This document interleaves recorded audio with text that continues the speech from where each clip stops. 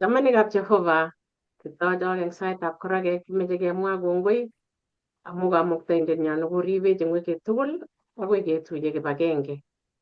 Ko amakitou kiy age tugul kemeche kebe kelyekab Jehova sikobit kondoiwech ongesa. Jehova nesobe koigeny, kimwoe kongoi eng betutab rani. Kongoi Jehova amu kichobech eng betusiek chechang ako rani kora kebwone kelyekuk Jehova sikobit iunech ak ikonech kamuget. Konech lapkeiyet nebunu torornatengung. Konech tamirmiryengung Jehova sikobit kokonech kekuye ng'olyondeng'ung yekiyote ak keng'olole koboisie agenge eng achek akot chekose Jehova ikure akichek asikobit kokas ng'olyong'ung asikomwaita. Ko Jehova ye kimi yu imi kobotech ndoiwech amu kakilosun ak kemwa kongoi eng kainetab Jesu ne Etindenyo. Amen. Amen. Ko kongoi mising abwoti ale kionai kiboitinik chekimi yu tugul ko sikomwa chi tugul kimasta netinye kokait yotok. Ko kebendi agenge kimeche kenai kele koune wikit. Ko eng wikit abwoti ale kikere biik chekonech eng Kingereza kelen feedback anan komwoe akot keng'ololi tugul kibagenge amu yangamakituitosi ketuitosi hewani. Ko kongoi mising chekosirwech kameche keker kele kimwa nee. Ko kameche kityo amwa kitoune Hillary Koech ko kale Hillary, we are so grateful for the lesson just curious about some things heard from the lesson. What was the significance of the number 3? Akomwa kole kitabutab Komong'u 5 koite 3 Komong'u 8 koite 27. Atyo komwa kole the darkness for 3 days kenyorchini kitabutab Komong'u 10 koite 22 akoi 23. Akole nebo let, what was Pharaoh doing each morning towards the river? Kolikiene Pharaoh eng oino kila karon. Mi kitabutab Komong'u 7 koite 15. Was he going to pray to his God of the river Nile? Kiwendi kosoe Jehova neketeken, ma Jehova nebo kipsengwet, Jehova neming'in nebo oinet. Ko abwoti ale ameche akochi kiboitiot anan kiboitinik sikowol yotok. Tos oname yotok anan tos omoche atestai asikobit omuch owol eng yotok siketestai. Ngawalin Lilian. Yes. Ngisoman kitabutab Komong'u kongoi Hillary amu itesetai ikonech tebutik chebo komonut. Ko kakiteb ile isoman kitabutab Komong'u 5 koitab 3. Kale Jehova onde biikchuk ipkosa koboto ing olimbo lekikachop kamuktaindet amu kiakonyor orokenet lagokab Israel. Misri akimotunda katyaknatet nebo saet. Ko kikilech oba ipos obendi betusiek 3. Tanyiwege 22 ko kiimenit emet betusiek 3. Banda nebo betusiek 3 kotindoi kakuyet kenai kele Misri kokergei ak imenindab oindet. Ko ngoleche Jehova obendi eng betusiek 3 kokaba eng oretab kimnotet nebo Jehova sikobit kour kimnotenyi sikomakotogu emetab Misri nekimite. Ko imenindo kokebor kole kemweito Jehova simatakobwat Misri kokeny. Ko imenindo nebo betusiek 3 koboru tilyandit nebo Jehova akichek kele Jehova ko lapkeiyenwa. Tanyiwe kora eng kebeberta nebo imenindo nekibit eng Misri ko ki kerkong'et nekakerkong Jehova biik mising ko Farao ak lagok ak biikab Misri tugul. Kelech kakoit kakesunet nemotinye kowendi koyoe Jehova katyaknatet kotyach biikchik komong eng otwoknatet koba emet nebo kamisik. Na ile bendi betusiek somok ipkosoe Jehova. Kokochi Jehova betusiek somok chebo imenindo Misri. Sikobit kochobokis lagokab Israel eng yu eng arubet nekibendi keenye. Akochobok lagokab Israel kora konai kole kakoit betut nebo chobet kemanda. Kongoimenitu emet eng olin kemwochin Misri kelejin makomi boroindo netokorire Jehova akwek, kakoit kakesunet. Ko imenindo kokindo tuguk somok. Kimwochi lagokab Israel kochobokis komanda amu kosoe Jehova eng betusiek somok eng olin bo tai. Nebo aeng ko kikikochin Misri kelech kakoit betusiek chemakomi rirge. Amu birutiet nebo 10 ko kakesunet nebo birutik chekoche 10. Koketar 9. Ko neb 10 ko kakesunet. Makomi boisiet kit netokwoe Farao amu bitu meet. Akebore chi. Metechu kokibore tuga, kewole korotik, kebwone morojik ak kalyang'ik. Ni ko ng'wan mising. Kokur Musa kolech ngomanda bichu. Ngamwa kityo nwokindo kunoto. Kongoi mising. Tos mi chi nemoche koteshi kiy age? Komaunotok ketestai. Kongoi mising Pastor Ramaro. Woi kameche ang'et, kamameche ates lakini kameche awol tebutiet nakobo aeng eng tupchonoto kora. Pasko kateb tebutiet nebo aeng kole tos kiwendi Farao kila karon komustoi no ipkwoe ne? Tos kipkotei cheptolelit nebo oino? Amwa ale kongoi eng tupchono amu tindo answer nebo tebutiet. Eng bukuit ko kaek silent amu mamwoit bukuit exactly kole kingoendi Farao oino ko kipkwoe ne. Akekase kityo komwoe eng yu eng 7:15 eng kitabutab komong'u. Komwa kole wi karon ka Farao kero wendi ainet akitonone tabandab ainet si otuyechi yoto. Ibe eung'ung siarit nekowalak koek erenet. Kingen Jehova kole wendi kobor kole ngomwoe kole wendi oino koboru kouo kit nekocham kobo kotugul kowendi Farao. Kele kiwendi pkwoe ne. So koamu mamwa bukuit ak kekere bitetab Farao, kekere akobo ainet korok nekakinetkei wikit konye.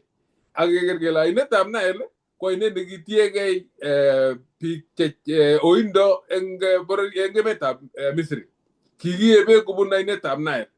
Ak kikikere ko oret agenge nekinyorchin sobondo yuto. Ako amu kikinyorchi sobondo ko kikikochi cheptolelit, kokinetkei cheptolelisiek chechang cheter ak cheter amut wikit konye sore. Ak kikimwa kele birutik anan korotwek chekikon Jehova agetugul ko kitieme koborye cheptolelit agetugul konai kole kobor kole a Jehova nebo cheptolelisiek, a Jehova nebo laitorinik, a Jehova nebo kit agetugul. Eng notok ko kingomusto oino ko kiwendi kote cheptolelit nebo oinet nekokinetkei kele kikure nekile Habi. Ngot komi kit nekikochin Habi asikobit kotestai kotokokon sobondo, kotokokon beek, kotokokon korot agetugul nekibunu oinet ko kito nekiborukei kele kiwendi laitoriat nekekure Farao kocheng'oti kwai kito nebo kotugul nebo otisietab cheptolelisiek. Eng notok ko kiwo Jehova asikobit koborchigei eng oretab Musa konai kole kaka ma cheptolelit nekikure Habi nekeotei nemustoi kowendi oinet kila. Nyolu koker akowelel kabwatutikchik asikoker Jehova nesobei nekek kipsengwetisiek ak ing'ony. Ko eng notok kimong'u kele kikotugul ko kipkwoe boisietab otisiet nebo cheptolelit nekikure Habi nebo oinet ak cheptolelisiek alak cheter. Ameche awol kityo nwokindo kounotok. Kongoi. Kongoi mising. Kongoi kole Stanley Kibiego kole amen, servants of God. Good to see Pastor Sami, Evelyn, Maru, and Mrs. Maswai. Ajebaga Maswai. Kongoi mising. Kipchirchir Brian kale kongoi kiboitinikab akobo wenyetab sirutik anyiny naet ak logoiwek chemiachen netya yekakikuye eng kutit netai nebo chego. Kongoi missing mwae kongoi Ruth Chepkorir kole this platform has really given me spiritual growth day by day. Today I truly understand the 10 plagues deeply. May God give us more grace to let other people know God through our hearts. Thank you and God bless you. Kongo Chepkorir koberurak Jehovah agakwe. Daniel Kosut, what a lovely lesson discussion. I really learned a lot. We need to clearly know that are we Pharaoh or Moses of today? It was really an inspiring lesson. Once again, thanks for great discussion. Daniel Kosut from Sangalo Central Church, Sangalo location again. Amwanyun Daniel Kosut abwati ale imuchi komwachi kole tos kiibu Farao nebo betusiechu anan kiibu tos ki Musa. Abwati ale tebutiet neitebegei chi ile tos ing'o eng choto. Kongoi missing. Naomi Jelagat kole amen. Amen missing. Shadrach Kiprono kokateb maswali kole ak Farao ko ne yekai eng bukuit. Tos kowal mwalimu age tugul maswali noto. Yes, awal karate butyono abwati betut nekikinetkei ako kikakonu example nebo ng'aliot agenge nekieng let kele kinye tai ko kicham kingen kele Daniel Arap Moi ko president nebo Kenya. Kocham ketebe kele ni Arap Moi nebo Uganda ko ng'o. Ko eng oret age ko kakikimokuye kenai kele kakaim kikainet Arap Moi ni, lakini kakisuppose kenai kele president kainet akai. President Moi, President Yoweri Kaguta Museveni, President Samia Suluhu kikure ng'o nebo Tanzania ra betusiechu. So ko kaina nekikure president ko title. Ko ngap Kenya akine nebo Farao anan Farao ko title kora nekiboisie eng laitoriat nekikibo Misri eng kasarata. Kwa hivyo ko kikimwa kainaik cheterchin eng wikit nekosirtoi akobo Farao. Kele ki Farao nebo somok nekikure ng'o, Farao nebo oeng nekikure Anom, Farao nebo ang'wan nekikure Hanom. Koboru kole kiuyo kele president nekikure Anom kenyit nekile akoi nekile president neki title. So Farao ko title. Mamite chito nekito kainet Farao lakini kiibe kityo ko title neo nebo president. Mangen ko walu anan ko totese chi. Ngates kit agenge ale Farao kou ye kemwa ile kainet nekikergei ak kele president. Ko Farao ko ki kiptayat nebo Misri tugul. Nekiwolu tebutik akotindoi kiptainik alak. Ne inendet kou nekit ko kimi ngakitebot ko kimonjokut. Barak yun utoloita nebo kimnotet age tugul nebo tugun chebo sobet ak age tugul nooksei. Ako kitindoi kiptayat age tugul nebo kebeberwek cheterter eng sobenwa. Ko nguno kingotuiyogei kole ko ki Farao ko title ko kitindoi kandoik alak eng kimnotenyi. So Farao ko ki kiptayat. Kongoi missing. Eng walutik choto kebe Rachel Chepleting kole have been really blessed in this platform and I'm growing spiritually every day.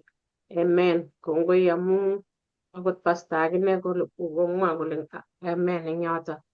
Kole Lois Chepsiror kole amen. Very wonderful lesson discussion. Thanks my friend. Eva ngakatangolole Eva nat.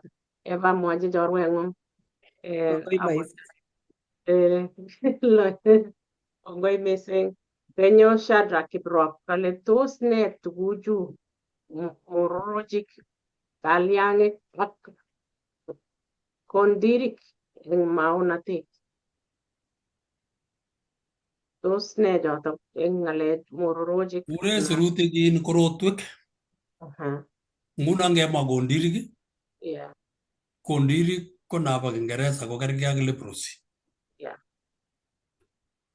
amu kondirik komangu eng borto ngonamin eng borto age tugul komaiwendi ako maiyomishei ngonamin kulkultau komakoi ikose kokwan amu mi kiy nemi orit. Ko ki tuguchu tugul ko kiiboru kole birutik kokaboisie Jehova korotwek. Ko birutichu kikikochin biikab Misri ko kikimwochin tuguk cheooksei amu bistoet nekokobistoe Jehova ak nyalilda nekenyalil biikab Jehova. Ko ngomwa koteb kole kinet tuguchu ko kinekit ko birutik chekiiboru akobo kotechin Jehova ichek kole manenywong emoni. Kongoi mising kot agere inye ale takinetigei amu kikere lesson ini nebo quarter ini kotinye tuguk kibendi tai kekere kebwone let sikeelewan komie. Kongoi. Kole Nelly Chepkurgat kale amen amen. I'm Nelly from Kenya. Mbarikiwe sana watumishi wa Bwana. You make to understand lesson more and more. Amen. Ole Philip kwa Philip Pastor ninyonet inyo karibu sana Pastor. Daniel Kimboy ole amen. Kobwati ole ko Carol 420 abwati ale kasei kala I'm just happy because I have known a lot from the Bible through. Wow. Ngetich is back. Kongoi kikawek Pastor wikit konye manekit eng wikini kora lakini kimite tugul kibagenge. Skole Benjamin Korir from Kenya. Be blessed. Kongoi Susan Craft. Be blessed. I'm watching from Switzerland. I'm really blessed. Great job, my brothers and sisters. Kongoi amu kawait ngolyotab Jehova olimba Switzerland ako noktoi. Amu kikeng'ang'utit kole ngoit ola tugul. Kongoi amu akwek chekoyoktoi kora. Kongoi noto abwati ale kakituchi yotok ak abwati ale kitesetai. Kongoi mising. Ko eng betutab rani kemite lesson nekitaune lesson nebo mut. Koketestai imi lesson nebo mut eng wikinito. Kolen metitab lesson Pasaka. Eng Kingeresa kolen Passover. Ko betusiechu kemeche eng wikinito kesomani lesson komang'u 11 koitet 1 akoi 10. Mi kala koitet 8. Komang'u 12 koitet 1 akoi 30. Korindoek netai 5 koitet 7. Komang'u 13 koitet 14 akoi 16. Ebrainik 11 koitet 28. Ko ameche asom mwalimuiyot agenge kosomanwech komang'u 12 koitet 26 akoi 27.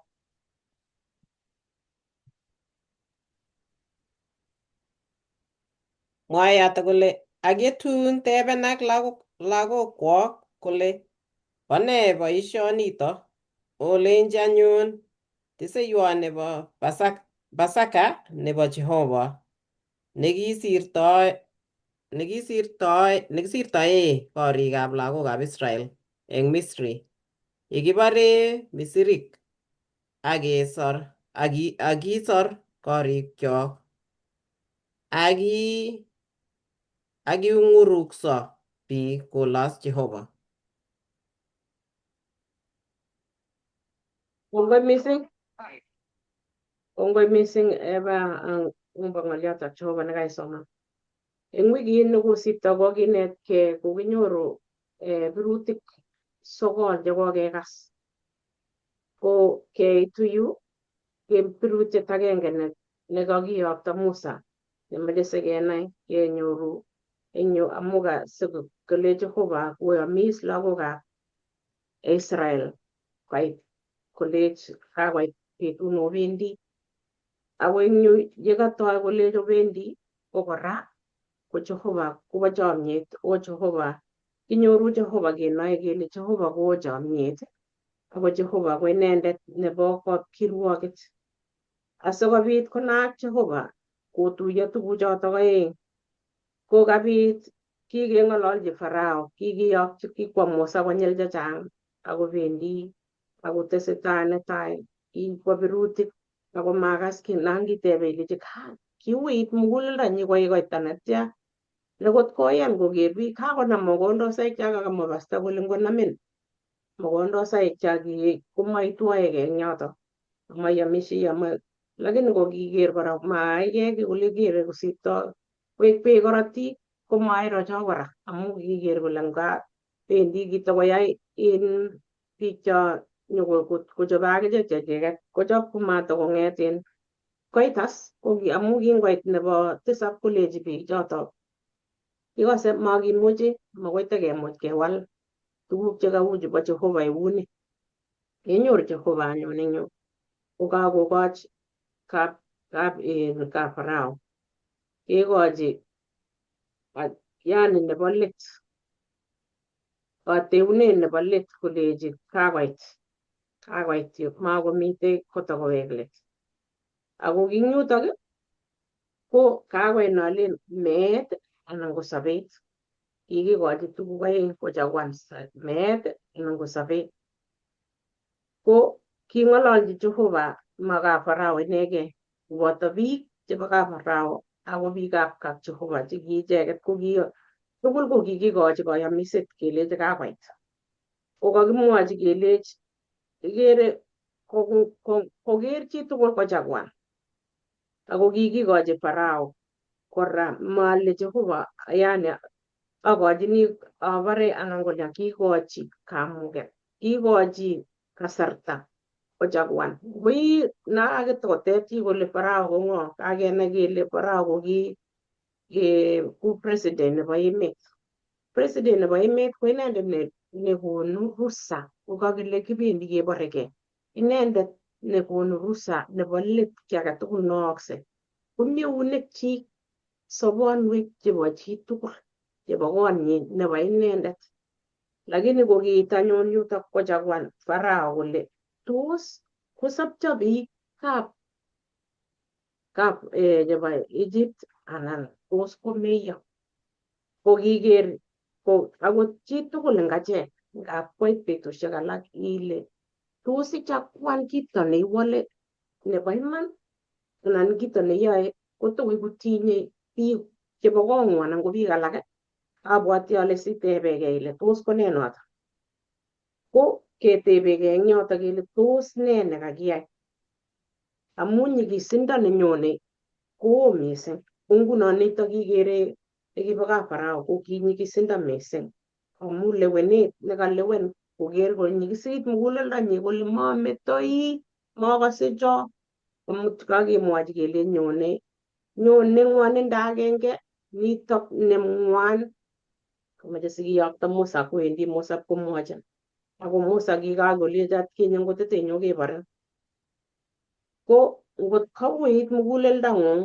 nakakilen ikimit muguleldong'ung kouit kot komaikere imanda maikuitosi iman maikere amut ak ra maikere tai ak let ieshe tugul amu ikere ile mami kiy akot cho kokibor tugul cho kikiyai tugul kot kolechin chepsokeinikuk achicha makimuchi lakini iker ile achicha macho temen ak kolya memukaksei ko kaek ing yu kasindangei Farao ko munguit neketeken komeche kosindangei ak Jehovah nekiyoe ng'ony ak kipsengwet Jehovah nebo kamuget Jehovah nebo tolosiet Jehovah nebo kiy age tugul neimuchi konech kamuget komech kosindangei tuwai abwoti ale kinetigei mising kenai kele une yoto ko ngot komi mwalimuiyot nemeche koteshi yotok koteshi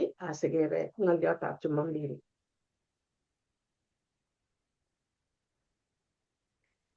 kounotok kebendi Jumapili nelin berutiet agenge nebo let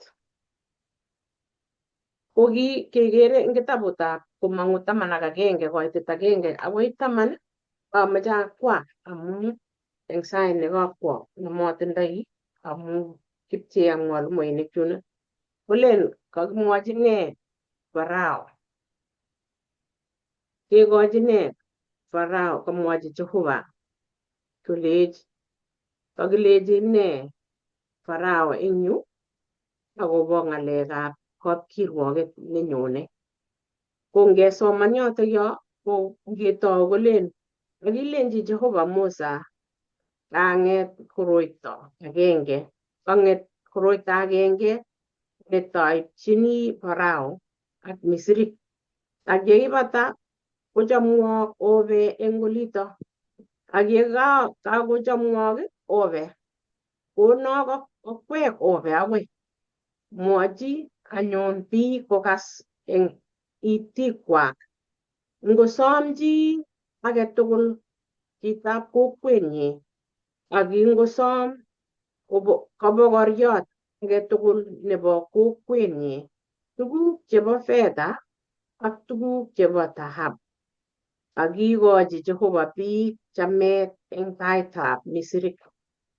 Kokeny ko ki tagunot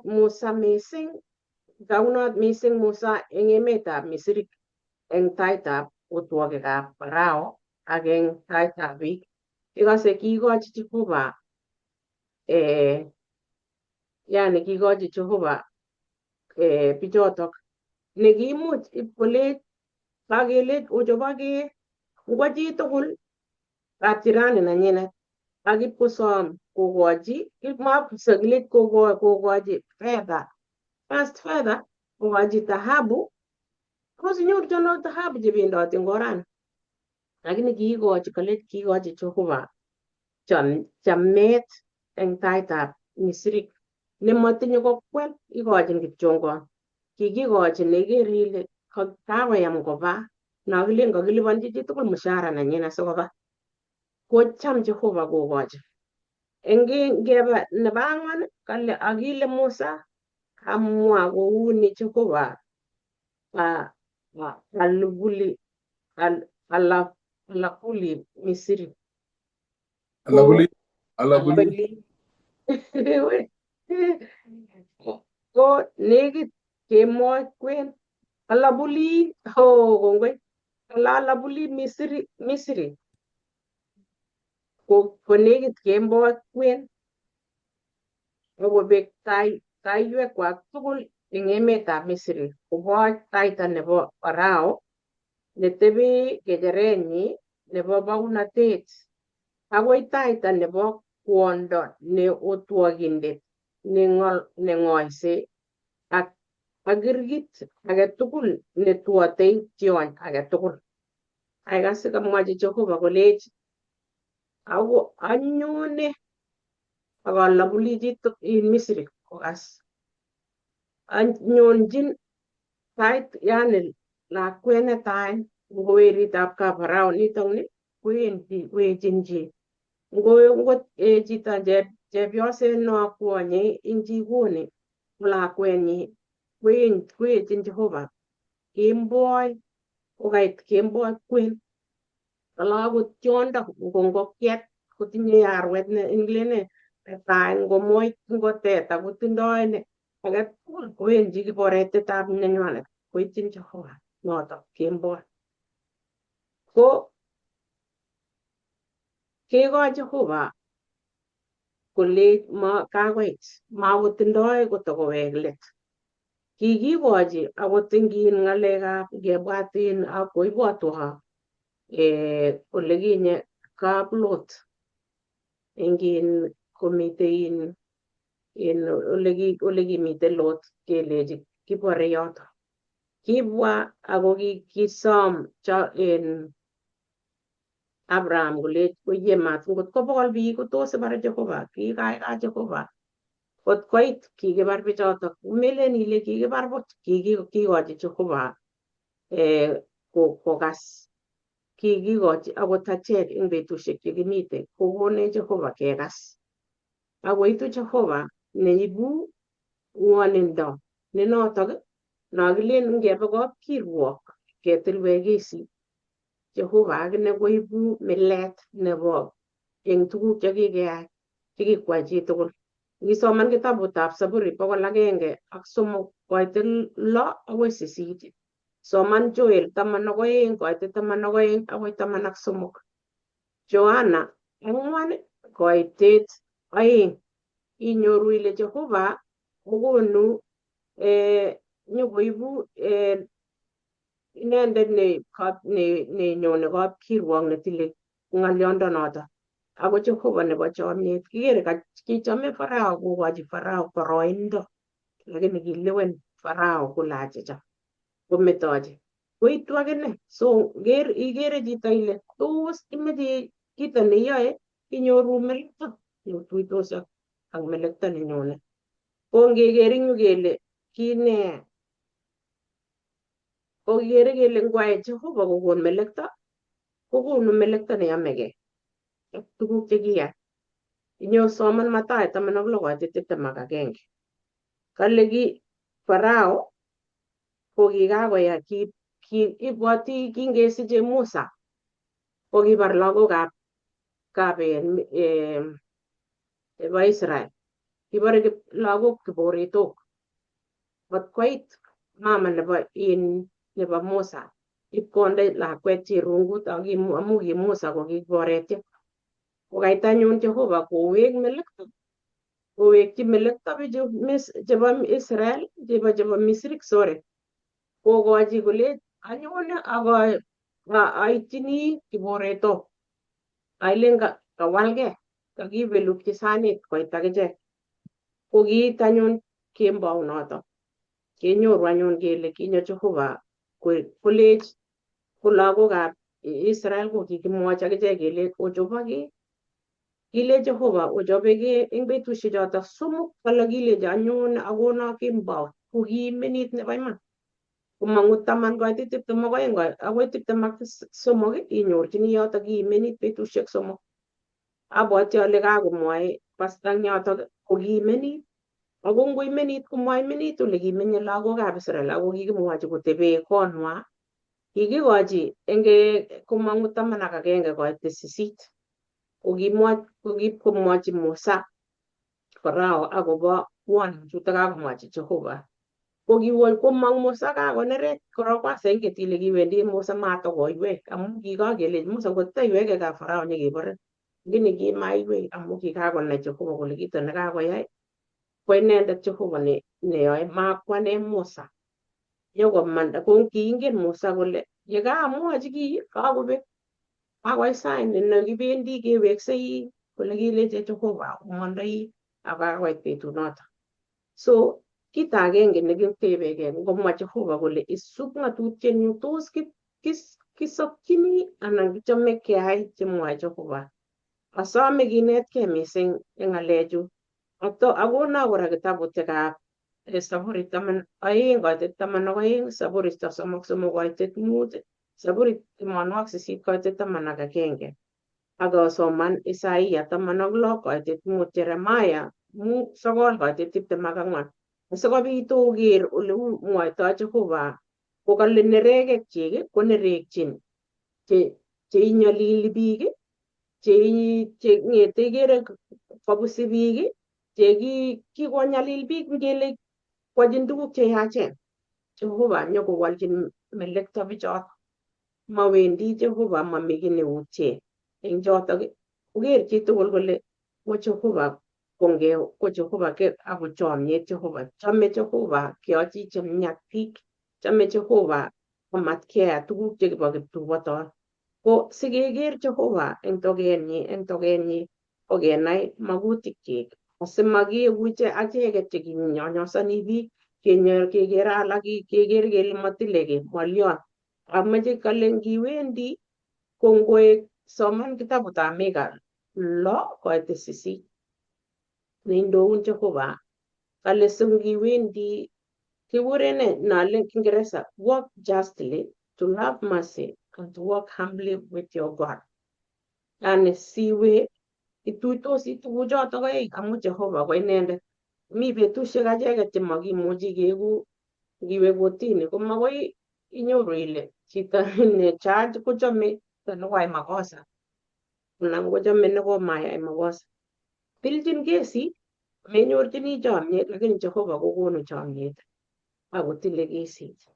Ko Mising agere ale ongikilgei kiyan Jehova sikoik inendet netilwech ak kokonech chomyet simakiker eng konda neya anan kekasta en yapkotab chitab kokweng'ung. Amakilosugei amu kikebwat kikimwa eng wikit konye kele menotet ak tuguk chekisirinyi anan chekisasishei mamitei chotok tugul kosase Jehova ak kenyoru melekto.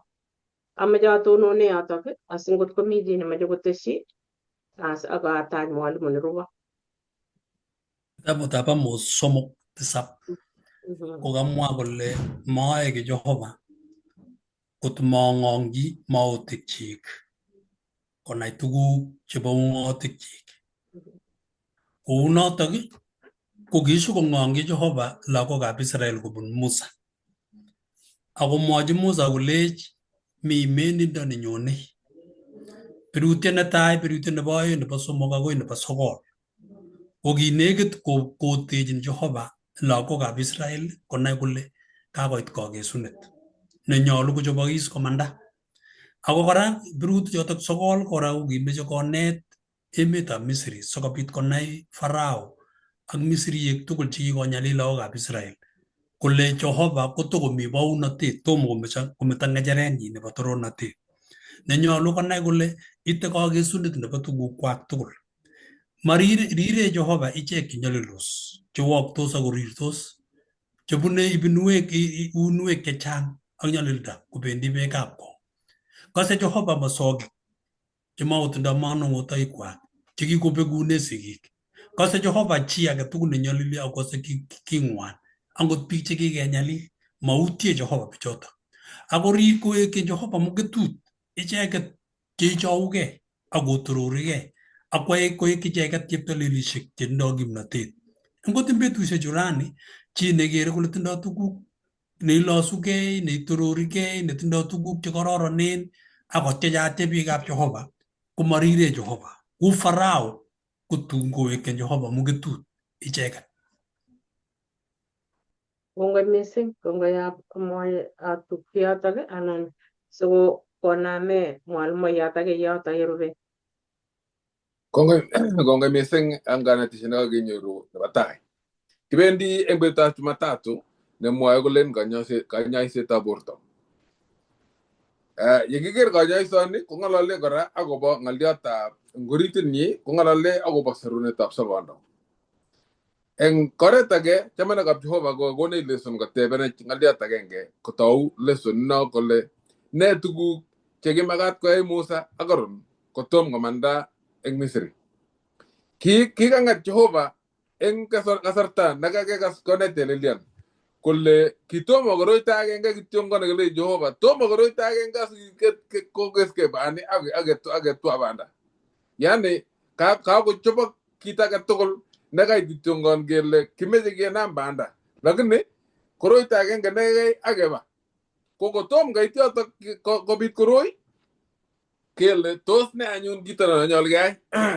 Kimwochi Musa ak Aaron kelechi kanyol oai ne asikobit kisuldae ng'oliotab koroito nekibo let kokakochobokis lagokab Israeliek komanda eng emetab Misri. Eng biik chechang ko ibwoti kole kele kibendi banda safarit neloo kakochobokis kele mandoi lagokab Israeliek. Ko ngot kele mandoi komeche kero kele mitei ng'o eng grupitab lagok Israeliek. Mi lagok chemengechen, mitei kwonyik chechio, mitei cheosen, mitei boisiek cheechen. So kimeche ketet dakilyon kemeche ketet kabisa kele kibete ano eng banda. Kabwatutik chak achek kotakilen ki boisietab Aaron ak Musa. Ko suppose kotet kole yekitou banda kemeche korok kenai ole kimweitoi. Tos kimweitoi ano ngeunek ab bichu. Anga kokoromitu man koichem komasi ngele komi komasi tos kimweitoito ano amu kimi taban komasta age ngolini kotolen chito age tos katete Musa ak Aaron ole kimuchi kemandait eng komasin amu kakinde komeny masta yeto fulani. Ngot kemandoi koi kemwy mami oret age nekonech Farao kemande. Nebo aeng ngot kemandoi komeche kebangan kele kimutoito ano chepyosok cheechen ak boisiek. Tos lagok kikonopto ano kimuch keng'bano kot kemanda lagok chemengechen. Tos kwonyik chechiyo ak lagok chereritos kou ne kot komanda bani.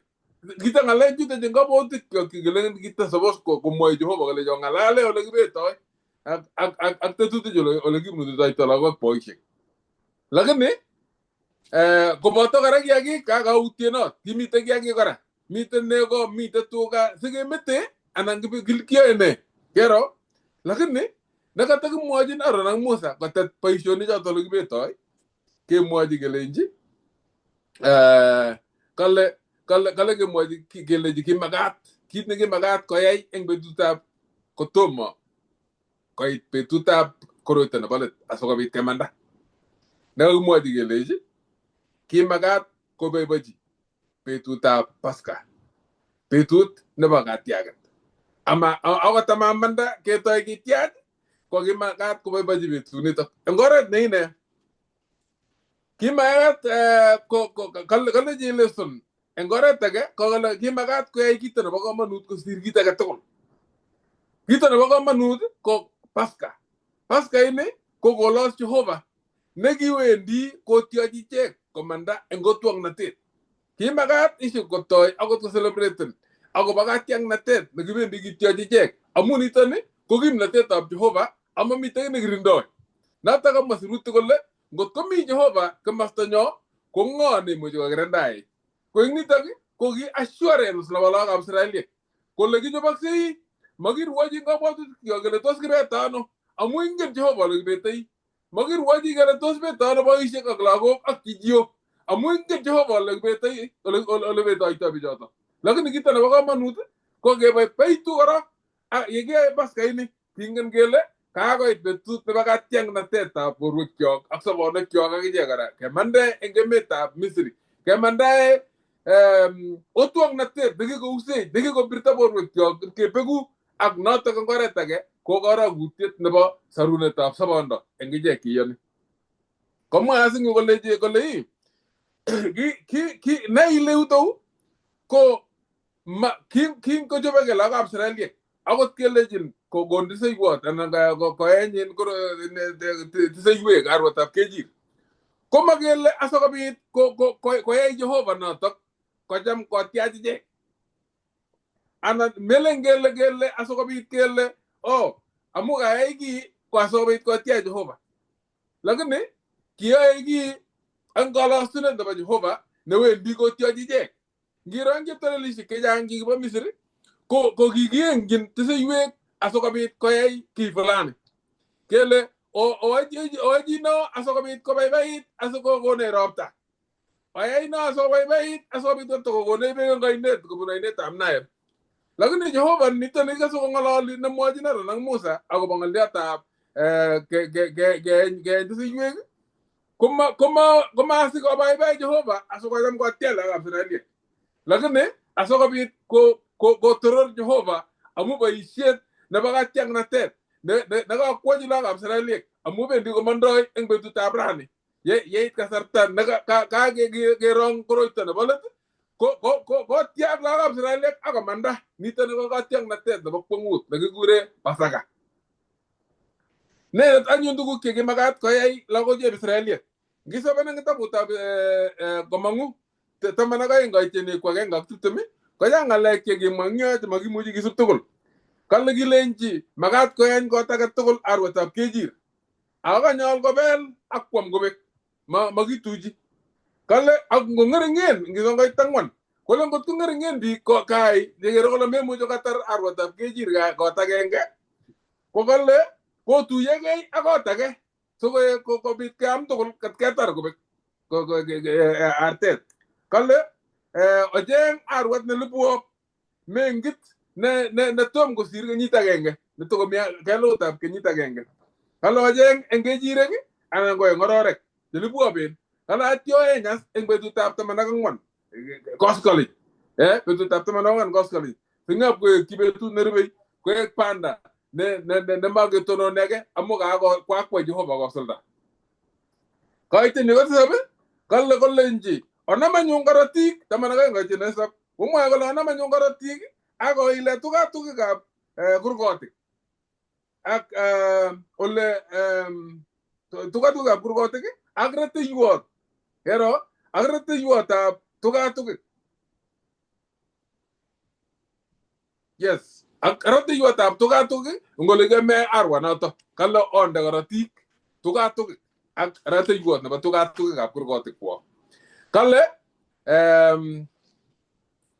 kaitini ko sisit kale oamanyon banyejatak kokiwatan oamde makatinik chemaginde mermerek koboto ngwek chengwonen. Kekas tuguk kikimwochi lagok chepsirelek tuguk kikimakat kwai kaitini ko sogol kale amoam kotuonen amat oyo akot kitigin kale kiwotoni akot metit akot kelyek kale ak tugukab kee kale tuguk chebo mo ko kale kiwotoni tuguk tugul mami chekiyoi kocham olabo kakere no ojakto matumbo korok matumbo karab ko ngap ke YouTube ndor kere kiwotok bele bendor lakini jo kileji kiwotoni tugul mami akot agenge nekiyoi amato.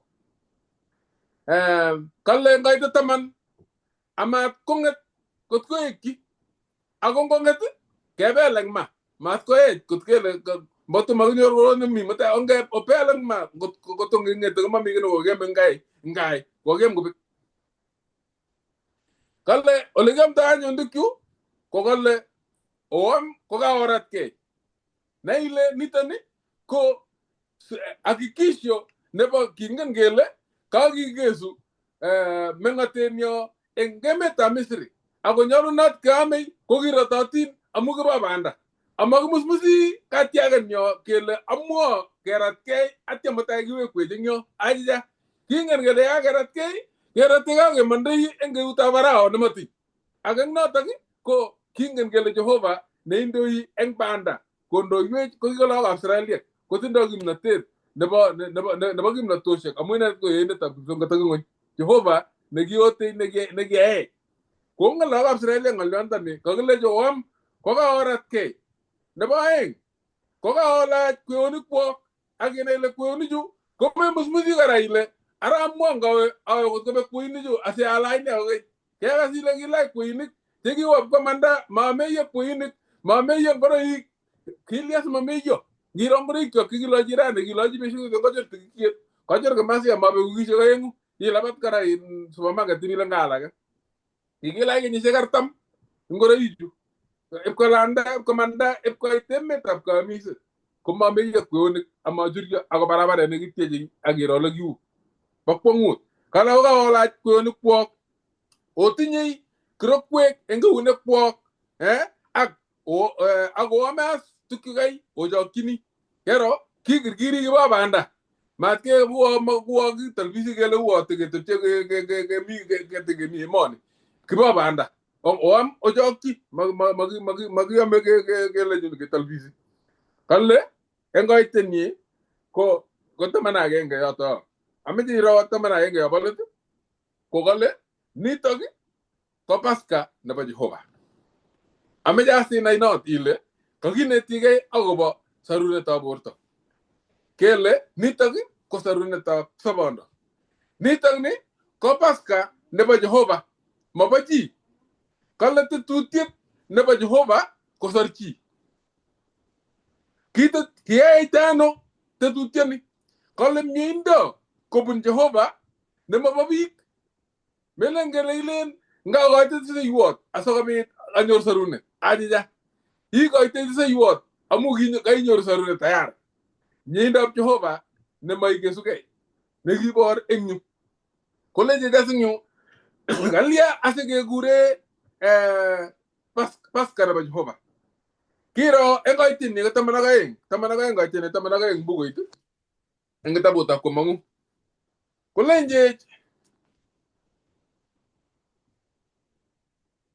Kolenjech amu abunoti kwenutab emetab Misri eng kembounotok ak kabartoiwek tugul kekas abunoti kembounot koroito nekobo let nekamwoe Lilian nekale tome agenge ko nitoni nekale nyabunoti eng kemboutab kwen ngemboi kwen alabuli kelabul ko geche eng biik choingen jeiset ko ke namena menget kavla te irwe imi ren amiga eng kalyet ko ngete eng kalyet kala ko jeje mestet ku betuna to mestet eng nito ko gije emone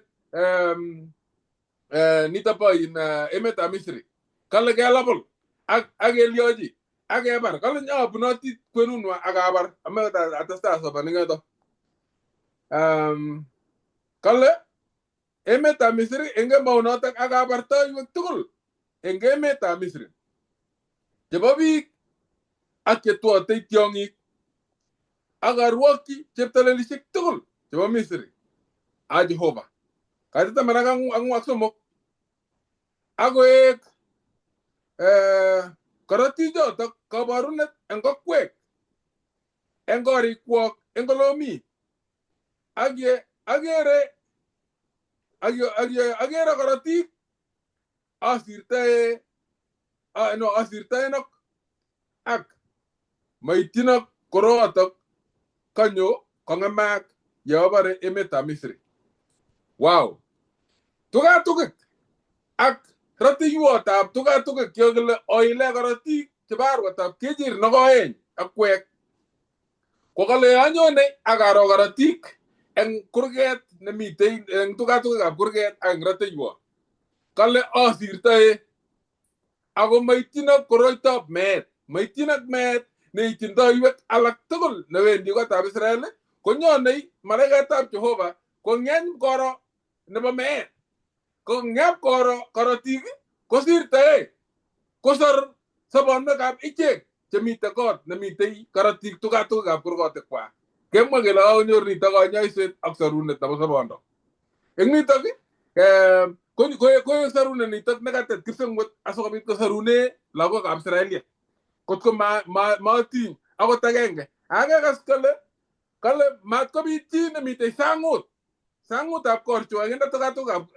korotik ngotko memitei kot nemitei korotik tugatukik korotik koboru kole imitei nemasirtoe malaikayat ko ngotko masirtoe malaikayat ko yoto kole otuitosi eng meet ngotko inetai iwendi akinye mamite ole mairirgei lakini age tugul nemitei eng orititab kot ne kakinde korotik tugatukikab kurgotikwak ak ratiywekwak kosirtoe malaikayat asobit konyor bichotok mi ko orit tugul mieindab Jehova nebo kosobcho ak katyangnatet nekityochi ichek komanda eng emoni Misri komanda koba emetab Canaan ipkosa Jehova nebo kipsengwetisiek ang'wan ketar eng yutok kelechech eng koitenyi ngiro koitenyi tiptem ak lo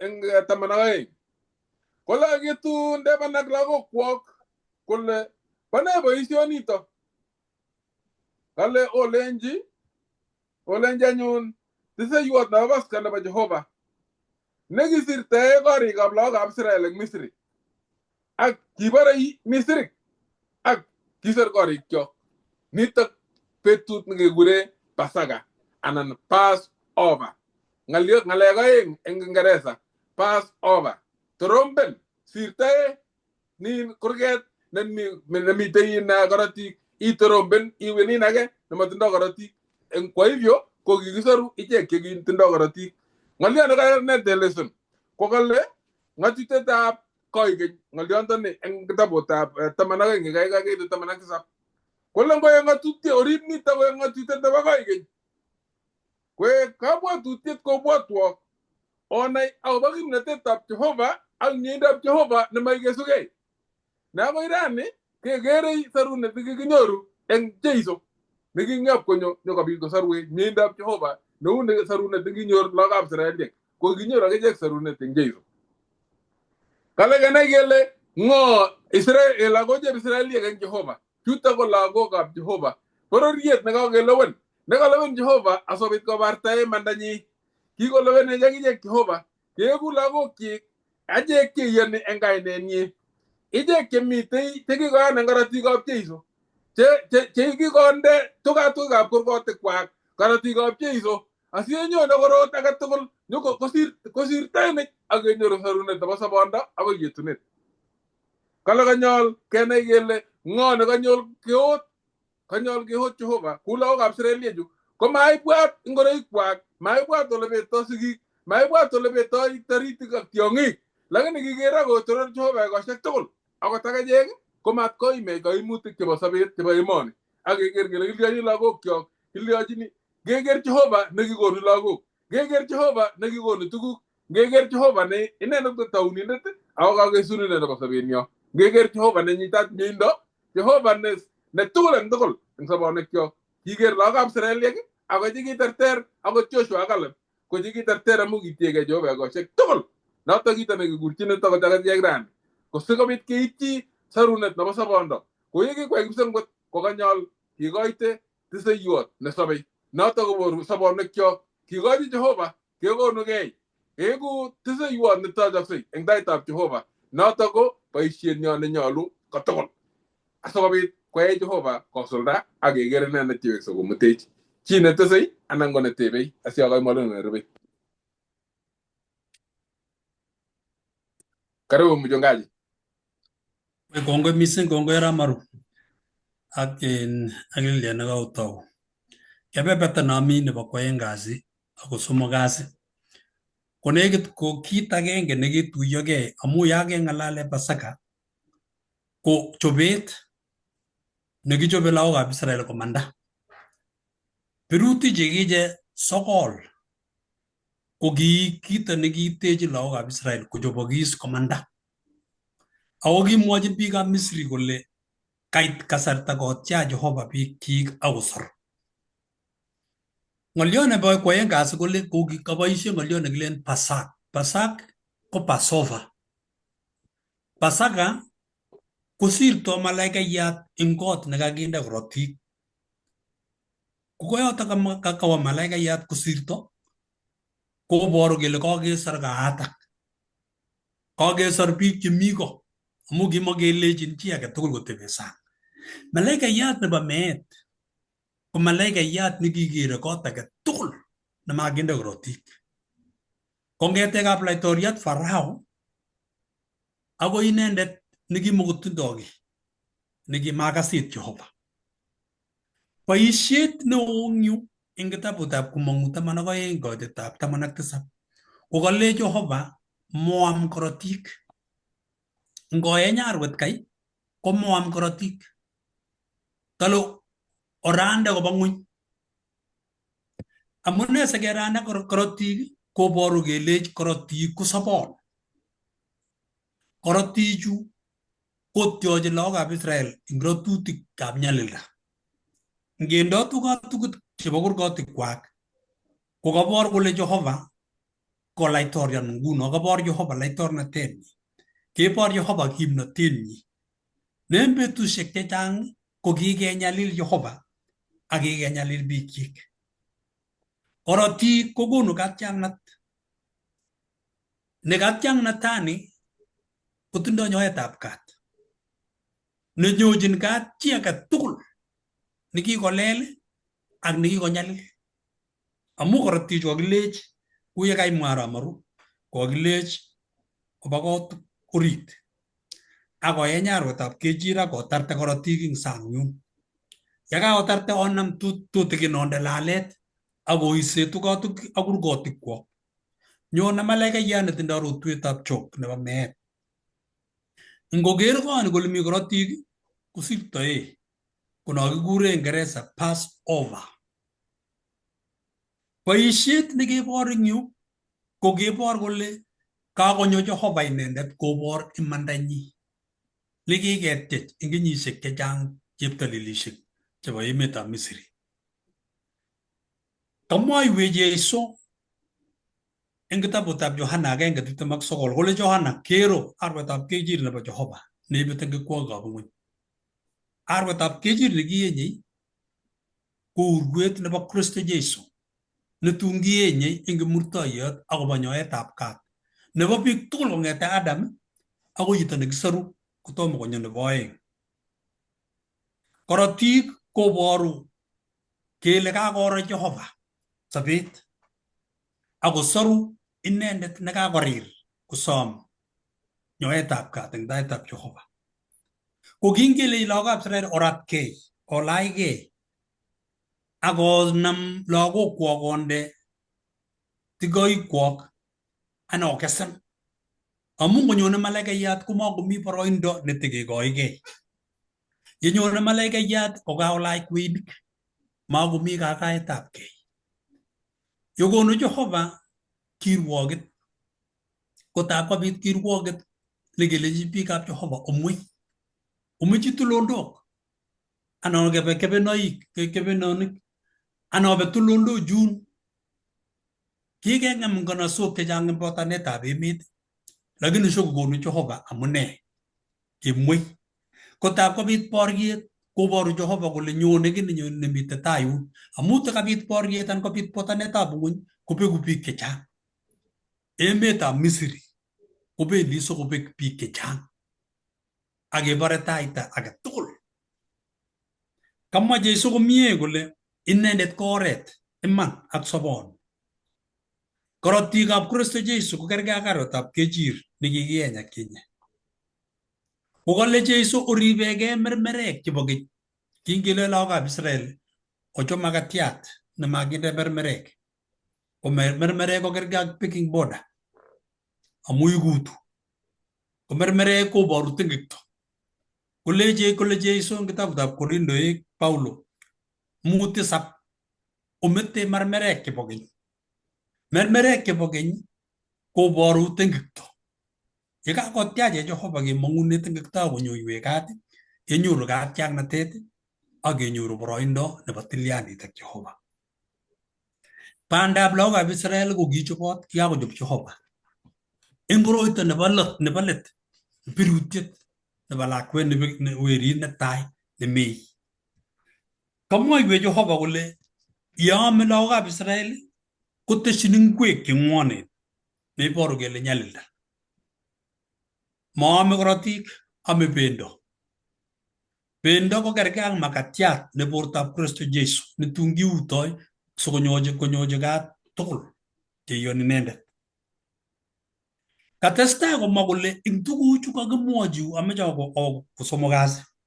Kokamwoiwech kole eng Pasaka nebo lagokab Israel kikilech nitok kaamisetab Jehova nebo kalosunet nebolosu kamuktoindet bosoi nekikamwochi Farao. Nekikanyo Musa kolech Farao ameche kale Jehova ameche biikchu komanda ipkosa akotoror kainenyu. Makomi boroindo netokosoi bichu. Eng emetab Misri kikonyolilso kenyisiek chechang. Kamandaet nebo nguno ko kinyo malaikayat kemboi. Ko kikonyo malaikayat kemboi ko taita age tugul nekimakinde korotik tukotik chebo kurgotikwak ko kime. Kobat kobit wakat nekio. Nangen ale eng wikit nenyone nekibendi ko nguno kakiit ketiach lagokab Israel komanda. Kait komong lagokab Israel kong'ete ong'at emetab Misri nebo nyalilda sokomanda. Ko kikis Jehova kobor kole tokomi laitornatenyi eunekyik. Ma cheptalelisiekab Misri kokochi birutik 9. Makasis kiuit muguleldab Farao koike koita. Birutiet nebo 10 ko birutiet ne inegei neiboru kole Jehova laitoriat au kiptaiyatab tugul. Kolech anyun Jehova Musa ak lagokab Israel. Maiku ng'alechu buch. Iboneti ibinda age agoi ibinda age. Iwe kitabutab nekibwote ng'atutik 6, kaitit 6 agoi 8. Kale Jehova ibinet lakweng'ung yeing'ete ak yeirue, yeimondoi ak yeiweksei. Ingimi oret ing'ololchi, imi ano itestai. Kokale Jehova yowendi omwaitoi ng'alechu omwa tuguk chekiyookis eng Misri sikobor kele ki eng Pasaka ko kikitechi bororiosiek tugul simautie biik kimnotetab Jehova ak torornatetab Jehova nekikochi biik. Ingimite kitabutab Komong'u 12:24 akoi 28 komi tuguk chenyolu iguiye eng yu. Kanetet kong'ete sigik. Iyoptoi sigik koyopchi lagok kong'ete ibinda age akoi ibinda age. Kit nemai sigik kotun kowekse kirwoket konam lagok ak konam sigik. Ma sigik ichegei, mi biikab kokwet chetomo kokakas ng'oliotab Jehova. Kokikakilech lagokab Israel, ngomomuchi otar arwetab kechir nekoen nelibwo nemakiyoi kibelei. Kole sotar tugul kokur biikab kokwet soamishe tugul. Neiboru kele anga boroindo nebo kanetisiet ak kurset nebo kirwoketab Jehova komwochi Jehova tugul. Inye nekikas komemete chitab kokweng'ung mwochi. Yokerin iwendi kanisa kolechinin ibisoiwo, nam besho ak ile oyie amenye kesa kibagenge, amenye kesa ngoing'ung, makityo bisochi eng kanisa. Metochi ng'oliotab Jehova inendet akine. Koni kale Jehova iborto lapkeiyet kamuktaindet kokochin biik alak. Korok netai ko lagok, nebo aeng ko biikab kokwet, choronok, tilyanutik, ongeyapte ng'oliotab Jehova. Kikilech lakwetab Israel age tugul iyapte ng'alechu. Kingomanda lagokab Israel komelen kimanda ichegei, kimanda koboto biikab Misri alak chekikasit ako kikas kurset nebo lagokab Israel ako koba korikwak ako winygei. Kongosirto malaikayat ko kikisor biikab Misri ako kikisor bororiet kora nebo Israel. Kongesoru Israel ko kikiro amu Jehova kotindoi biikchik eng tokwek tugul. Yotare kokamwoiwech komie ng'oliondoni kole Jehova komatepche keny. Nyalilda nekikonyor lagokab Israel eng Misri ko kiakokasit kamuktaindet. Tengekto age tugul nekiyoe koite let. Mawendi tengekto konirtogei kenyisiek tugul. Ite let. Nyone kirwoketab Jehova. Nerwokyin ng'ony komugul. Ng'ololi Jehova biikchik eng kebeberwek eng logoiwek chemiach. Matesetai logoiwechu koigeny. Ite kakesunet. Kou ye kikas Farao koit kakesunet ko kile Jehova kakoyam. Kakoyam kwakonu birutik ale temesiku. Makas.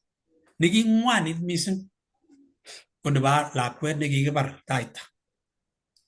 Ako kibek chechang. Ako kiite kot age tugul kowoche akorire.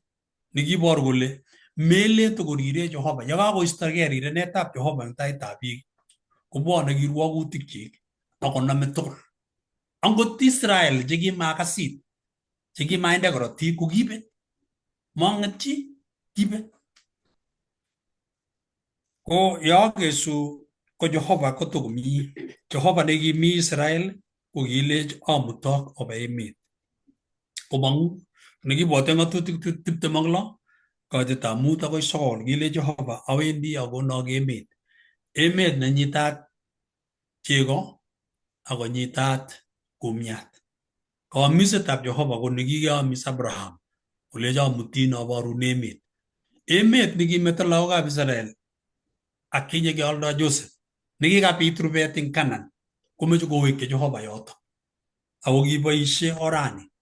Eng nyalilda nekinyor lagokab Israel ko kikanetisiet neo mising kele nyalilda nebune biikab Jehova ng'ony koite lapkeiyet besho akoitu Kristo Jeiso nyokotiachech kemang'une nyalilwogikyok ak keker yutunotenyi nenyone. Tos tokomi chi netesei? Katai kiboityot nerubei nesuldoiwech. Kongoi. Alechini kongoi mwalimuinik tugul chekakotoi. Nguni kebendi ketoroti eng 4 kasi ak 5 kasi. Kokinetkei akobo korotwek tugul chekibwanji Farao. Kimuch rahisi nea kikemwa atindondoni. Atindiotab Musa ak Farao ko atindiot nenaat mising. Cham kimwae kora eng lagok, kemwae ko atindon. Kimwae akichek ko ki biik che echen kekere ko atindon. ko atindiot. Ako imuch kobwat chito kole kiine kikalya simang'et Farao, kakoro tuguchu tugul ko kilya mang'et Farao ako kasit Jehova. Kairo mororochik, kairo beek kowoloksei, kairo tuguk tugul. Kolya ko kilya Farao sikouit muguleldo mai. Ndikiane kimatoyoni, imuch imwa kounoto kile ndikiane kimatoyoni tuguchoto kinet kikalya simean. Unoto kiteiwech akot akichek. Eng beet ak kemboi kiteiwech. Iteiwech Jehova kemong'une tengekwokikchok ak kemong'chi lapkeiyet. Iteiwech Jehova ak kemumutikei ak keeshoi. Ngap koit wakati neite akine kong'et Jehova akokwerin eng oret neter asikobit ikuskong. Ko kit nemeche kiro nguno, kit nekiyaak kot kokuskong Farao akoyan akotyach lagokab Israel koba. Ko eng kwang'wan kasi kekere kirwoket nebo Jehova. Kisomani eng kitabutab Komong'u 12 koitit 29 akoi 30. Mwae noto kole kingoit kemboi kwen kobar Jehova taiwek tugul eng emetab Misri.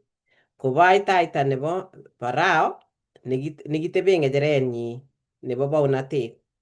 Ako taita nebo lulenet nekiratat eng keringet. Ak tugul chekitwotei tiong'ik. Ak king'et Farao kemboi koboto otwogikchik tugul ak Misirik tugul. Akobit kateyet neo eng Misri. Amu kimang'et akot agenge kimang'et akot kot akot agenge nekimame chi. Akokasas kerkong'et nekinyor. Nito ko koroito nekibo let. Korotwek 9 chekisirto ko tugul chekikakimwochi Farao komakas it Jehova. Kot koit as nito kakitechi. Ak kakemwochi lagokab Israel kochobokis kemboi. Kakekas kakonetech kanetik tuguk chekikimwochi tugul ak kiking'an lagokab Israel. Kot konde korotik kurgotikwak. Asikobit konyo malaikayat nekingoboroti taiwek ko kisirtoi eng kurgenwa anan kisirtoi eng konwa kingiro korotik ko kisirtoi. Ko kateb ing yo sirindetab lesson ing yo kole kangesoman kurganoto komwoech ole kikwerto Jehova taiwek chetai eng Misri. Atyo koteb as ing yo kole kiamune sikofokasan Jehova akobo taiwek chekibo Misri. Kakero kele koroito nito ko koroito nekibo taman, the plague nekibo taman ako ki nebo let. Wikit konye tugul kokinetkei akobo korotwek 9 chekibwonchi lagokab Israel akoi nito as nebo taman nebo mwisho neikochin lagokab Israel komanda. Kale noto ko kirwoket eng cheptalelisiek ak icheket chekilosu cheptalelisiek chotok chekimokotile kiy. Eng wikit konye kokinetkei ak kiro ole kikildagei cheptalelisiek chekibo Misri. Kokilgei kotwaitagei ak tuguk chekingwae Jehova koborchin lagokab Israel anan koborchin kotieme konyor attention nebo Farao. Ko kimi cheptalelisiek chekiyoe chechwaket akot akichek. Lakini kikiro cho kele kiek buch. Kokinetkei eng wikit konye kero kele kingokon akot kimite chepsokeinik akichek chekiyoe kwang'utik. Ko kingobit mororochik kwai mororochik chechwaket akichek akolya kwek. Lakini kimaimuch kowekta mororochik chechwak. Ko kingoit let kobor kwang'utiet nekiit agenge nekibor kot koro kole ango eutab Jehova ni. Lakini still kokiuit muguleldonyi Farao. Kakiro kele masich kimnatet age tugul cheptalelisiek chotok. Nguno komeche komwawech kora ngetestai eng lesson inyu ko kakiro eng lesson nekobo wikit konye kikinai kele kimi cheptalelisiek chechang kot mising eng emetab Misri kisoe biikab Misri. Kakenai kele Farao inendet korok ko ki cheptalelit netai nekikere kole ng'o, kitinye laskeita, kinyitat kiburi mising. Kingemwochi kele kale Jehova ko ng'o noto. netos akasit. Kere ko laitoriat nemami kiy netos kwam inendet. Nikikere kole mami kiy age tugul ak kimakomuchi koker kole Jehova ko Jehova nekim nekitinye kimnatet neimuchi koisto akot inendet eng ng'echeret nekimite. Ko ngetestai kesoman eng lesson nebo rani komwawech akobo Jehova cheptalelit inendet nekikure Isis. Niki cheptalelit nekiribe lagok. Ko kekere kele kingonyo konyo malaikayat kobarat lagok komasich kimnatet Isis kosor lagochoto. Meche inai ile Isis ko kiribe lagok tugul. Mi age nekikure Eget ko ki cheptalelit nekiribe kwonyik yesikishe. Ako mi age nekikure Min neki cheptalelitab sikisho. Ko kingotuiyo chutok cho kot somoku ichege chutok kiribe lagok. Kakorib kesiche, kakorib akot mi kora nekikikure kimi cheptalelit kora nekibo Akwaye. So kakotuiyo chu tugul chu ang'wan lakini maimuch kosor lagochotok king betut nekikakisir kele kibore lagok werik chetai eng kembounotok. Komami chekiimuch eng cheptalelishe chotok kobor kole Jehova ko kimeche kobor kole mache tinye kimnatet amami eng cheptalelishe chotok chekimuchi kombelgei ak Jehova. Kimeche kotokoborchi Jehova kora Farao kolech Jehova akonai lagokab Israel akonai akichek Misri kole Jehova ko kim amami Jehova neimbelegei age amami cheptelelit age nesire inendet. Kale kindakakobit anyun kebar lagok chetai ko kikibar tugul chebo Misrik koboto chebo tiong'ik. Kokakateb ing yotok kole kilya asikofokasan Jehova akobo werik chetai. Kakas kele kindakakebar lagochu ko kinyiwagat bichu mising. Kotko kitobotyo icheket laitorinik chikikosegei. Kotko makomuchi kotelelso amu kikwang'utiet king'wan netya kakobek lagok koker lagok chekakebar. Kakebar werik tugul chetai. Kale kimatokomuchi kotelelso ako laitorinik chekicham kolosigei komi tugul akot Farao. Farao inendet nekiteleli ko inendet ko cheptalelit age ak werinyi kora nekitebe ng'echerenyi neki weritab cheptalelit. Ko eng wikit konye ko kikiro tugul, kikinetkei tugul chotok kele kingonyone Jehova komelen kele kiborye Jehova Misrik icheket. Kiborye cheptalelishek chotok ak icheket chekisoe cheptalelishek chotok. Farao nekimenot kimeche koborchi Jehova, Farao nekinyitat laskeinatet. Obwoti betut nekingemwochi kelechi kale Jehova kole Jehova ko ng'o notok? Ko laskeinyitat kiburi mising. Nekikeregei ko ki cheptalelit neo ko kimeche Jehova konai kole laitoriat. Kimeche Jehova konai Farao kole laitoriat amami age. So ko kingebar werichu ko taiwek chekiwerik eng Misri kamu kateb eng yotok kole kiamune asiko kitagetan Jehova werik. Kikere eng yotok koboru ko kimnatet nekibo Misri notok nekikakinam. Amu ki werik ko kibendi asikonam laitornatet. Notok eng kipsomaninik ko kilen komwae kole kitwa Jehova the strength and the future of Egypt. Makomi chetakobwane eng yotok.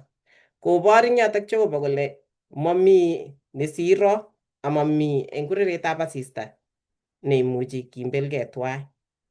Kingobar Jehova taiwek tugul chebo Misri ko kimache koborchi kolenchi mami laitoriat age tugul eng kureretab asista neimuchi kotelel akobelgei ak inendet amatun bitu age konyil eng kasar age tugul.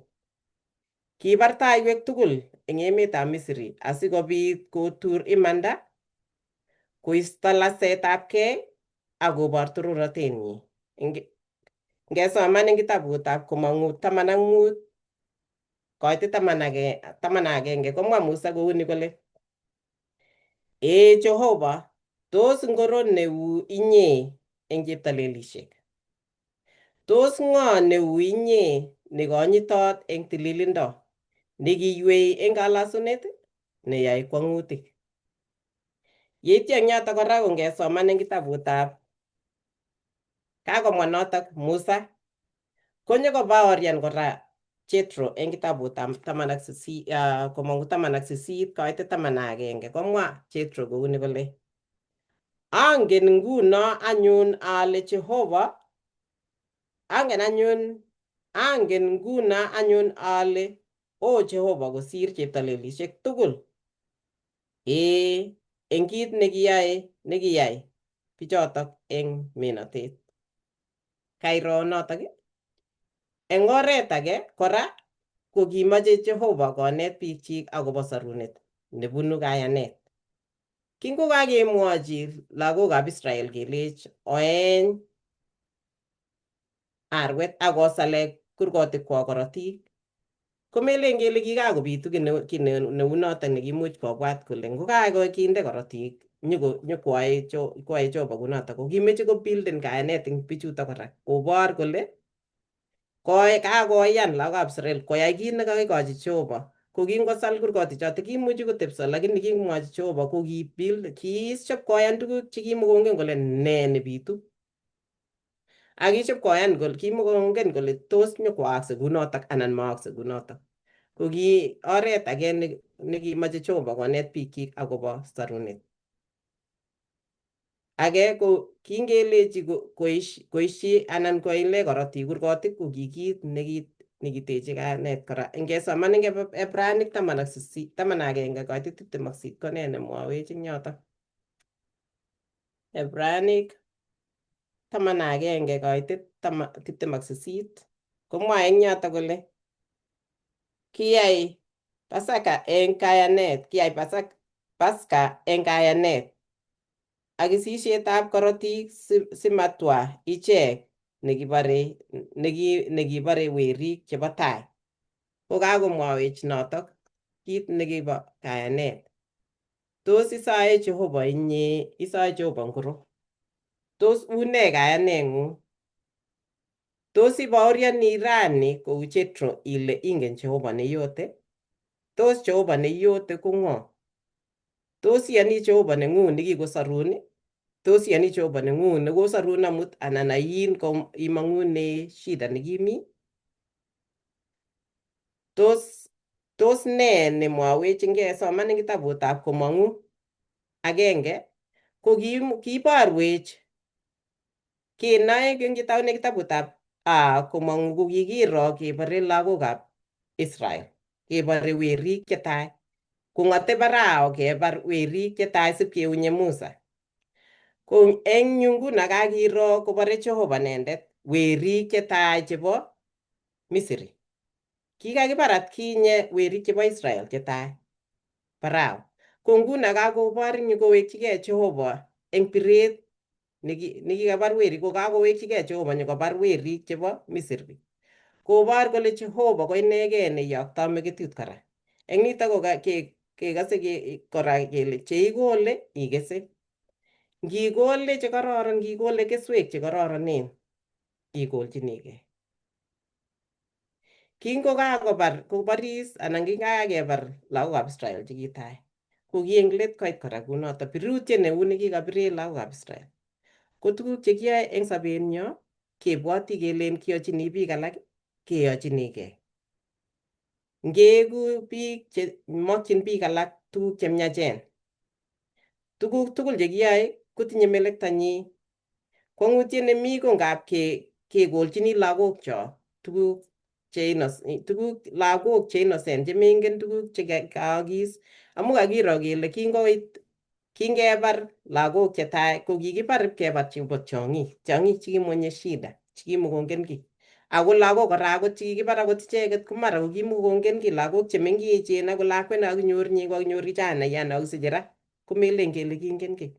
Ko ngap tuguk chekiyoe keyochini lagokcho. Ongilosu Jehova akenai Jehova ne inegei, akenai eng tuguk chekiyoe kenai kele tuguk alak tugul chekimokchini biik alak ko tos tuguk che tos kimokyigei akichek? Tuguk che kingoae Farao akonyalili lagokab Israel, ko tos kiibwoti kole kit nekaai ko kit nekararan? Kit neiyoe akot ing cheplakwana itinye, tos iandolendoи ano cheplakwanata? Tos iandolendoi ano chitab kokweng'ung? Tos iandolendoi ano chi nenyalili? Anan ko chi anan ko kwony nenyalili nematinye haki yake? Tos inyonyosoni? Ko ngetestai eng komut kasi anan tos mi chi netinye ng'olyo eng kwang'an kasi? Ko ngomami ketesetai eng komut kasi. Komut kasi kokamwae kityo akobo Pasaka. Kaibor kole ki betutab Pasaka ko kimoko kityo akobo katiaknatet nekibo lagokab Israel. Ako akobo sarunet netun saru Jeiso biikchi kobun mestetab tengekto. Notok kaibor kora kole kechiriet nekikoitoi koteleli ko kechirietab Jehova, ne inendet ko kamang'unenyo achek tugul. Notok ko Jeiso Kristo nekinyokotarta korotikchi asikobit keeku cheityokotin eng tengekto. Ko ngiyan inendet keeku cheityokotin. Kale kimwa inendet nekiyoktoi Paulo eng bukuit kitabutab Korindoek, kisomani kitabutab Korindoek netai 5:7. Mwae notok kolen, aunde mermerek chebo keny, sikobit oeku kererutiet nelel, kou ye mami mermerek eng okwek, amu kikieny akine arwenyo nebo Paska, notok ko Kristo. Notok anyun ongerib igorta ma eng mermerek chebo keny, anan eng mermerekab yaitiet ak tengekto, ako eng makatiat nemakinde mermerek chematinye kenisiet ak bo iman. Notok ko Kristo nenyokosarwech. Kale makat kiyan kele kimamechi ng'ony kityo Jeiso, ako kimechin inye ak ane. Kimechi chitugul, akot inye neikose lesson ko inai ile kimechin Jeiso. Akoi rani koboibochin kale mwae kole akoi rani ko eng betutab Pasaka koboibochin yahudhiek akoi nguno koselebreteni betutab Pasaka, kobwoti akobo katiaket nekibo lagokab Israel. Kale icheket koboibochin kurekei akochop amitwogik akwamis kou Christmas, kotokoselebreteni biik kou notok. Ak mi tebutik as chemi yo chekateb sirindetab lesson kole tos kikuitoi ano imanda anan fairness nebo Jehova yekingobar taiwek chekimakotinye lelut age tugul. Kale tos kituiyoito ano anan tos kielewandaita ano nitok amu kingen kele Jehova ko chomyet. Ibwat kora akobo maranet. Tos kikuiyoito ano nitok ngingen kele Jehova ko chomyet, ko kiamune sikwaak notok. No ko tebutiet neimuchi itebegei. Tebutiet age nekateb kora eng yu kokale ne kakuyetab kabarunet kele kayanik tugul kotuche korotikab Jeiso akondoi tengekwokikwak akoundoi tengekwokikwak tugul. Chotok ko sitebegei. Ko kakinetkei lesson nitok ni tugul, ko ngoek lesson ni kakinetkei, matkoek kityo ngonotindiot nekisomane nekibo Farao ak Musa ak Aaron. Ngoek lesson ni kinetigei kit netechech asikobit keweny sobonwekchok kele kiune. Ngindegei ku Farao ko tos ne nekiteyoe ak indegei nguno ile ii Farao nebo nguno neiteun Jehova kotugul. Iteun Jehova bet ak kemboi eng kabwatutikuk cheikere ile ngiyoe ni ingen kityo ile iyoe kit nemastaat komwowech Jehova akoteiwech kotugul. Ko ngondoiwech Jehova Yekitesetai kinetigei lesonini asikoek netechech notok. Tos mi chi netinye kiy nemeche kotes? Kibwotwo Eva ile lagokab Israel ko celebrateni Passover kong'ete akoyopto eng kibinwek ak kibinwek ak kibinwek komwochi kou kimwochi Jehovah kole ngoteben ak lagokwok komwochi. Ko ngachek ketinye ko eng yekingome Kristo anan yekitom kome ko kiun kelyekab kiboitinik chik lamalaik chik akolechi oyai kounito akokoch kokon keam mesa nebo Kiptayat akoek oret agenge nekibwote siko korotikab Jeiso chekikitumda ak bortonyi naikere kiikochi kolechi oam matoam korotik chekikitumda yani matoam korotik amu ki korotikab Jeiso. Akere kora kounotok nekonech wakati nekiyoche kibwat akemwochi lagokchok kemwochi lagok chemengechen anan ko cheechen chebwonjin Kiptayat kinet amu nito kabarunet agenge nekikene Jeiso akoi tun koit. Kale oyai kounito akoi tun aitu. Abwoti kebwotwo notok. Kongoi Lilian. Ameche asokora asoman akitit sirutiet nekasoman Evaline kitabutab Ibranik 11 kaitenet 27-28. Kale kibakakta Misri eng kayanet amaiwei neregekab laitoriat amu kimuita kuye kerei inendet nematogu. Kale kiyai Paska eng kayanet ak sisietab korotik ko kiyai kora eng kayanet. Kale simatwa ichek nekiborei werik chebo tai. Kilanda nyanjet nebirir eng kayanet kuye bunei emet neyamat. Ngiro kit age tugul nekiyai lagokab Israelik ko kiyai eng kayanet. Nakasib kemwa kele mami kimong Jehova ne kurset ne kurech leson mising eng kwataini ak eng wikini ko kurech keyan Jehova maeng musmuset lakini eng bekyinet. Simakimusmus kimnatetab Jehova kot kele amuan keyai ni kuwo tos kebe kot kerarte. Mamite kiy nerartoinech yekiyan Jehova kebekyi kosuldae tetutienyo nebo surunet tugul. Kuyekiyai lagocho eng kayanet kit age tugul kekurech akichek rani kebekyi eng kayanet ak kebekyi eng kayanet koboru kole kakurech kekonugei.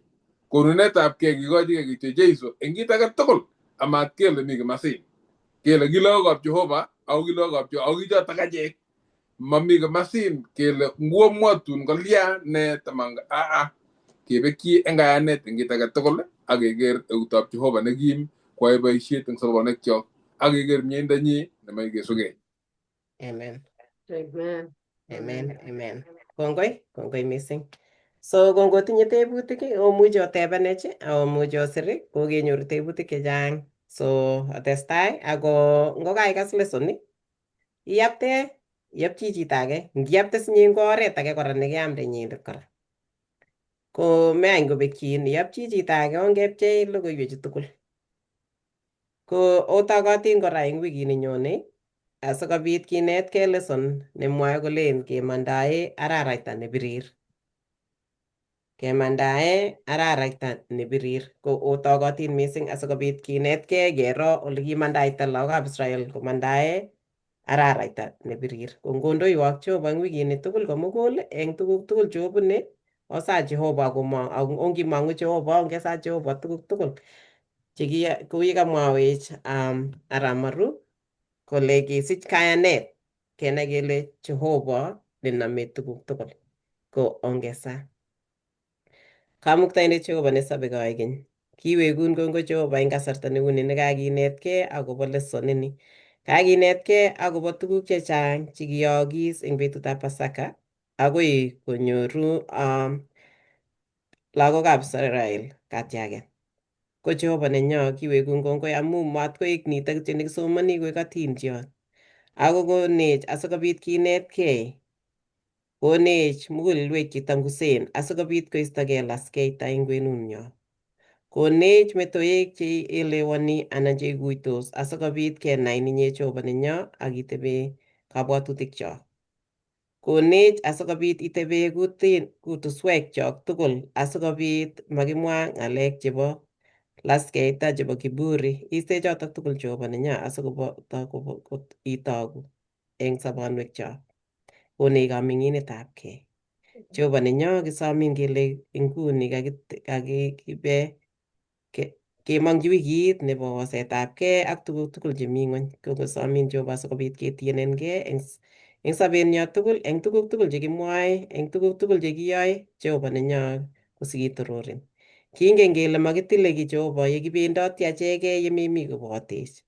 Kingen kele makimuch akot keinua neunyo yememi kobotech. Tuguk tugul akot ng'ololi kouni ko amu kimnatoshekuk ak chamyeng'ung ak rironoshekuk che echen Jehova nenyo. Konech asikobit makiutye. Ki biik chenyaluliotin akemuchi keutye eng atkan kora, lakini Jehova ibwotwech kila ak kila sait ak minitit kenai kele mami kiy neketile yememi kobotech. Nyoiwech kat Jehova yekiutye ako kisomin asikobit kebendate tugul akoi wikit nenyone kora kekinetigei lesson akobo kelandae araraita nebirir. Ngwaak mieindong'ung eng sobetab agenge eng icheket chekose lesson ini ak achek tugul Jehova nenyo amu kisoe ak kelosun eng kainet nebo Jeiso netindet nyo. Amen. Kongoi mising.